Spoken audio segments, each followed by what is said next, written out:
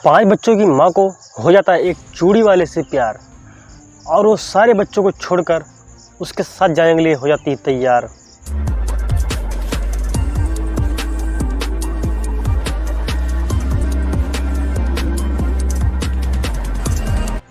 दोस्तों, यह कहानी है उत्तर प्रदेश के एक छोटे से गांव की, जहां पर रीना भाभी रहती थी।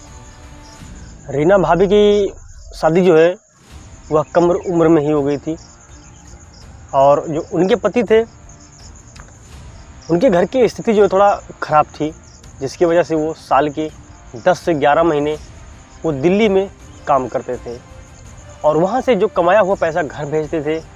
तो रीना जो है वो घर चलाती थी, लेकिन घर में एक बूढ़ी सास भी थी, जिसकी वजह से रीना दिल्ली नहीं जा सकती थी और वो घर पर ही रहकर अपनी सास की और अपने बच्चों की देखभाल करती थी।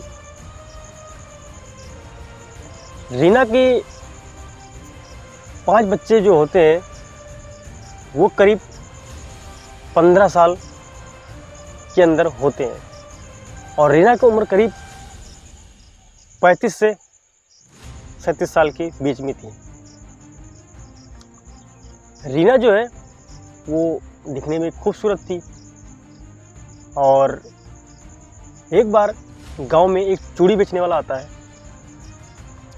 तो वो गांव में चूड़ी बेच रहा होता है, तो रीना के दरवाजे के सामने वो आवाज़ लगाता है और रीना जब उसको देखती है तो उसको घर में बुला लेती है और कहती है कि मेरी सास को चूड़ी पहना दो।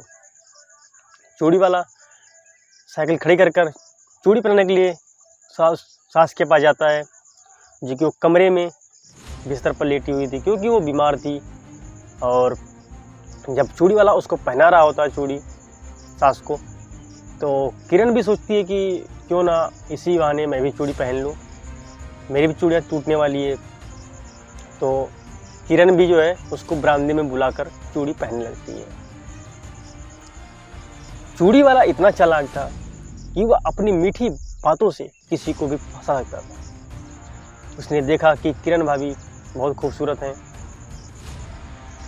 और उसके बाद में किरण को वह मीठी मीठी बातें करने लगा और किरण भी उसके बातों में फंसती जा रही थी।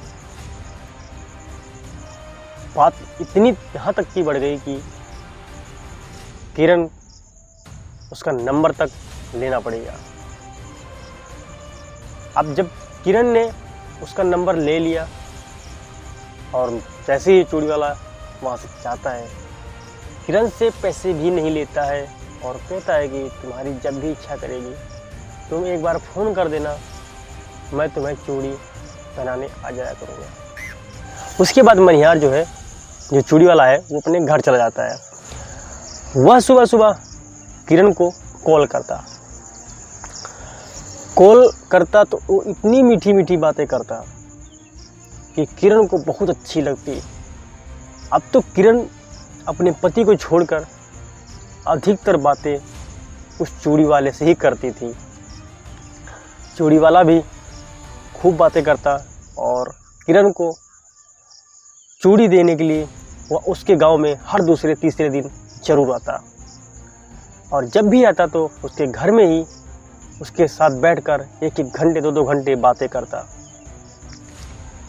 धीरे धीरे चलता गया। अब बात यहाँ तक की आ गई कि जब वो अपने घर में किरण उसको बुलाती तो साथ में वो उसके साथ में संबंध भी बनाता। ये बात तो ठीक थी। उसके बाद में प्यार इतना बढ़ गया कि अब उस चूड़ी वाले के बगैर किरण नहीं रह सकती थी। एक दिन किरण ने चूड़ी वाले को रात में ही बुला लिया और वो पूरी रात जो है किरण के घर पर ही था।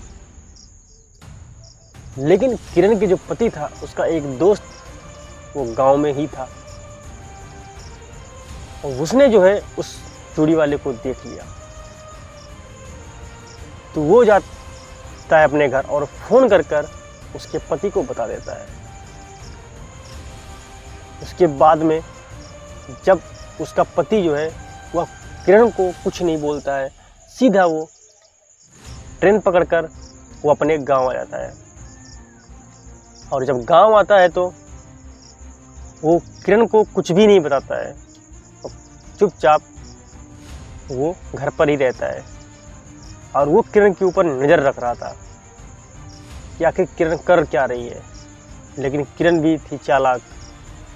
मनिहार ने किरण को पहले ही कह रखा कि अगर कभी भी तुम्हारे पति को शक होगा या फिर कभी तुम्हारे पति यहाँ पर आएंगे तो ऐसा समझ लेना कि हमारे तुम्हारे बीच में कोई रिश्ता नहीं है। अब जो है किरण न तो मनिहार को फ़ोन करती और ना ही मनिहार किरण को फ़ोन करता और ना ही वो चूड़ी बेचने गांव में आता और ना ही किरण से वो मिलने आता।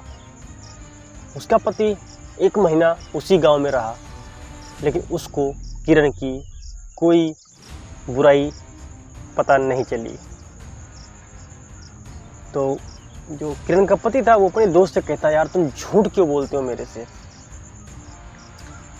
तो किरण का जो पति का दोस्त था वो कहता, नहीं भाई, मैं आपसे क्यों झूठ बोलूँगा, तुम मेरे दोस्त हो। अच्छा एक काम करो, तुम दिल्ली के बहाने अभी निकल चलो और तुम इसी गांव में रहकर देख लेना सारी सच्चाई। उसके बाद में किरण से कहता है कि किरण मेरा बैग पैक कर दो और आज मैं ही दिल्ली जाता हूँ, इमरजेंसी काम आ चुका है। जैसे ही वो दिल्ली के लिए रवाना होता है तो रात हो जाती है। अब रात को वो उसके अपने दोस्त के ही घर पे रुक जाता है और किरण जब उसको बुलाती है कि बहुत दिन हो गया है, अब तो तुम आ जाओ, पति मेरा चला गया दिल्ली। तो मनिहार उसके पास आ जाता है, पूरी रात उसी के पास रहता है। करीब 3 बजे की बात है, उसका पति दरवाज़ा खटखटाता है। अब तो किरण की हालत ख़राब हो रही थी कि रात को 3 बजे कौन आ सकता है। 3 बजे जब पति दरवाज़ा खटखटा रहा था तो जो मनिहार था, जो चूड़ी वाला था, वो छुप गया और किरण जो है दरवाज़ा खोलती है तो उसका पति और उसके पति का दोस्त दोनों खड़े हुए थे। दोनों अंदर जाते हैं और दरवाज़ा बंद कर लेते हैं। आप पूरे घर में उस चूड़ी वाले को ढूंढते हैं तो चूड़ी वाला जो है वो तख्त के नीचे छुपा हुआ था और उसके बाद में उसको निकालते हैं और बाहर जो खंभा था उसमें बांध देते हैं और उसको बहुत मार लगाते हैं, बहुत पिटाई होती है उसकी।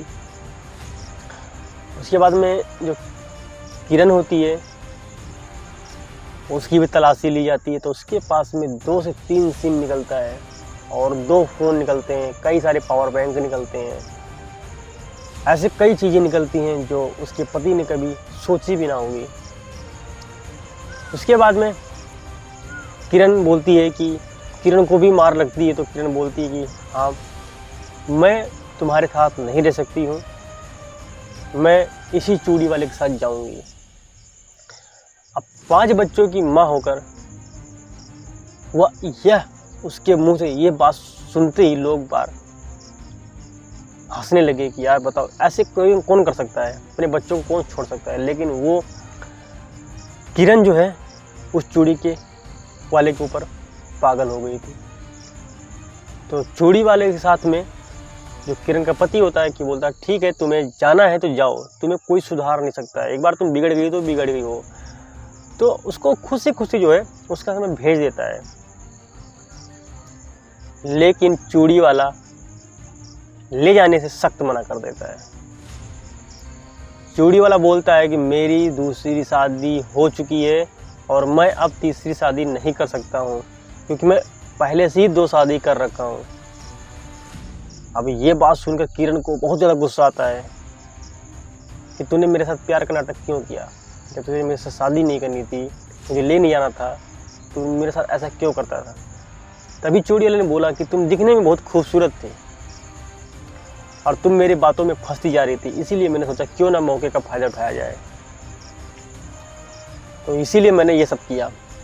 ये सुनकर तो किरण आग बबूला हो गई और उसको चप्पल से भी मारने लगी। ये सब तो ठीक है, शाम तक हो गया पूरा और उसको जो है पुलिस थाने भेज दिया जाता है, चूड़ी वाले को। उसके बाद किरण जो है वो अपने पति से माफ़ी मांगती है, बोलती है मुझसे बहुत बड़ी गलती हो गई है। लेकिन उसका पति भी बहुत अच्छा था जो उसको माफ़ कर देता है और वो दिल्ली जाना छोड़ देता है। वो गांव में ही अब काम करने लगता है और बच्चों के साथ में रहता है और किरण की भी जो इच्छा थी वो पूरी करता है। दोस्तों, यह कहानी यहीं तक। अगर ये कहानी अच्छी लगी हो तो चैनल को सब्सक्राइब करके वीडियो को जरूर लाइक कर देना। मिलते हैं ऐसी नेक्स्ट वीडियो में।